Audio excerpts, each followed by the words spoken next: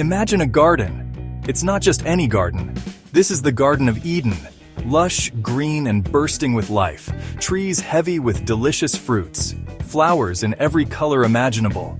Crystal clear rivers flow through it. The air is warm and sweet. This is paradise. This is where the story begins. It's the story of the first humans, Adam and Eve. Their story is our story. It's a story about choices, consequences, and the longing for something more. In the beginning, God created Adam from the dust of the earth. He carefully sculpted him, shaping every detail with divine precision. The lifeless form lay on the ground, a masterpiece waiting for the breath of life. Then, God leaned in and breathed life into him. The divine breath filled Adam's lungs, and he became a living being, the first of his kind.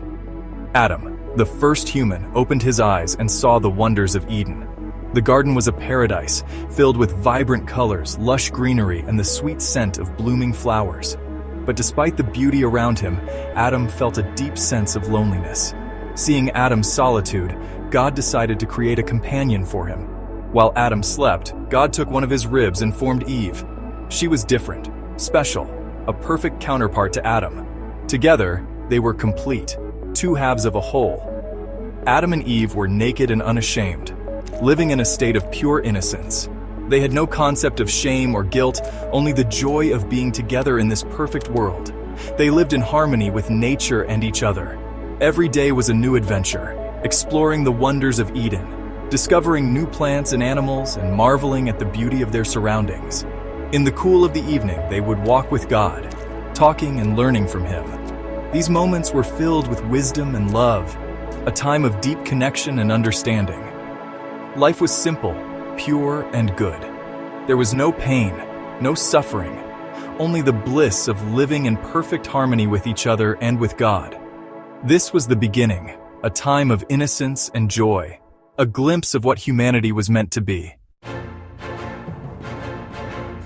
One day, Eve was walking in the garden. She came to the tree of knowledge of good and evil. God had forbidden them to eat from this tree. Suddenly, she heard a voice. It was a serpent, the most cunning of all the animals. "Did God really say you couldn't eat from any tree in the garden?" the serpent asked. Its voice was smooth and tempting. Eve felt a flicker of doubt.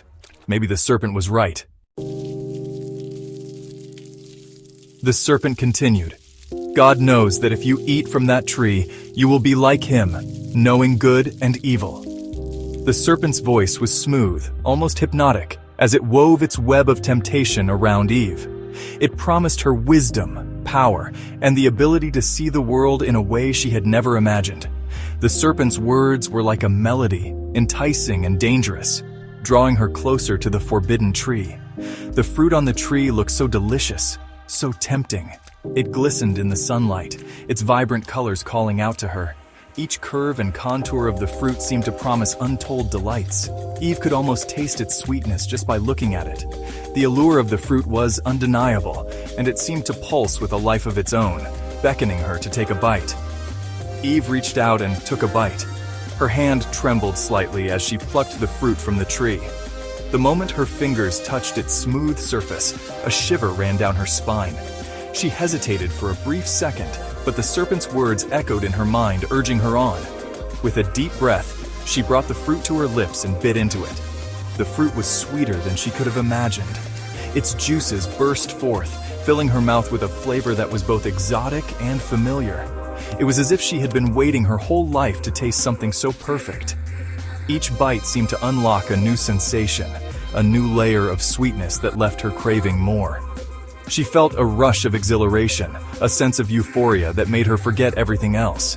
She felt a surge of knowledge, but it wasn't the good kind.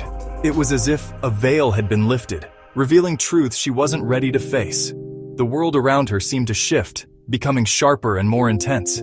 She could see the flaws and imperfections in everything, including herself. The knowledge was overwhelming, and it brought with it a sense of dread and regret. It felt heavy, like a secret she shouldn't know. The weight of her actions pressed down on her, making it hard to breathe. She realized that she had crossed a line and there was no going back. The knowledge she had gained was a burden, a constant reminder of her disobedience. She felt a deep sense of guilt and shame, knowing that she had defied God's command. She quickly took another bite and then gave some to Adam, who was with her. She hoped that sharing the fruit would lessen her burden, that Adam would understand and share in her newfound knowledge. As he took the fruit from her and bit into it, she watched his expression change. She saw the same realization dawn on his face, the same mix of wonder and fear.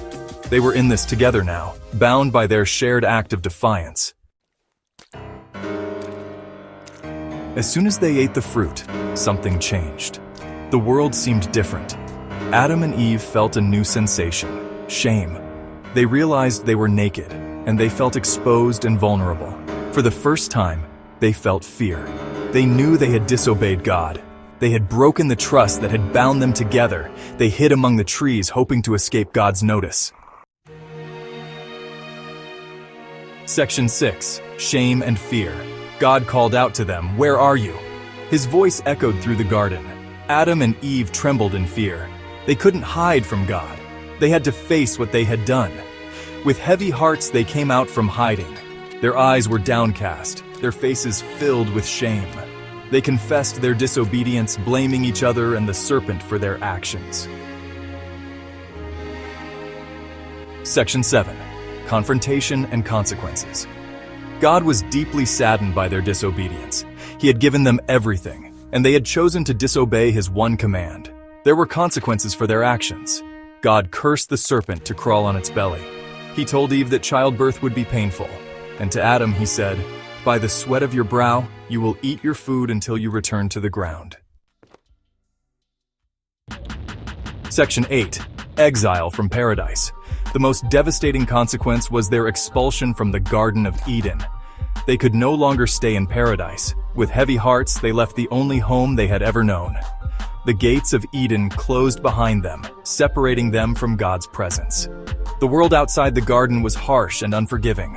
Life was no longer easy, but Adam and Eve learned to survive. They worked hard and raised their children.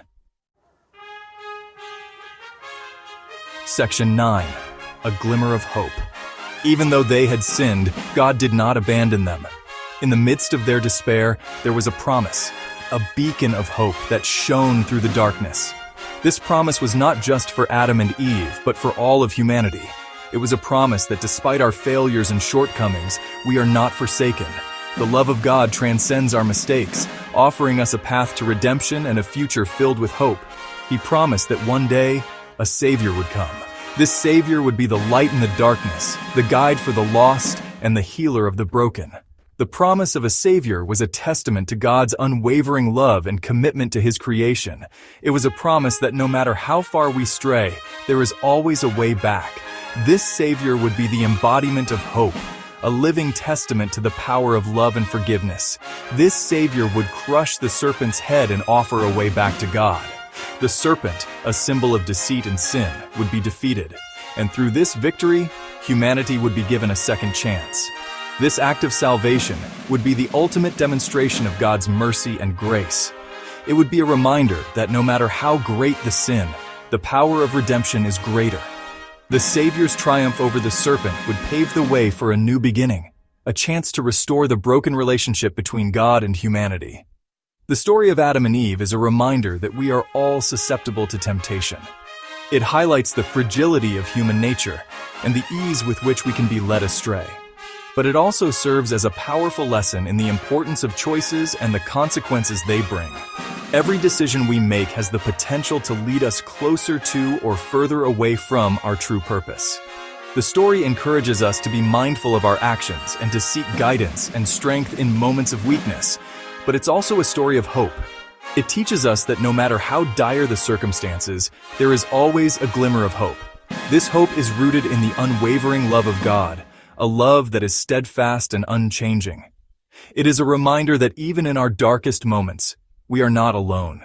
There is always a way forward, a path to redemption and renewal.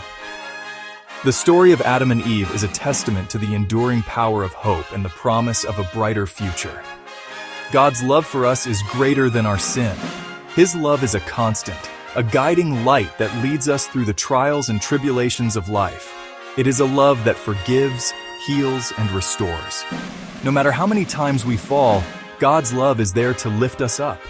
It is a love that sees beyond our flaws and embraces us for who we are. This love is the foundation of our hope, the assurance that we are never beyond redemption. He offers us forgiveness and a way back to Him. This offer is a gift, a testament to the boundless grace of God. It is an invitation to leave behind the burdens of guilt and shame and to step into a life of freedom and peace. Through forgiveness, we are given a fresh start, a chance to rebuild and renew. It is a reminder that no matter how far we have strayed, the door to God's love is always open. This is the glimmer of hope that shines through the story of Adam and Eve, a promise of redemption and a future filled with grace.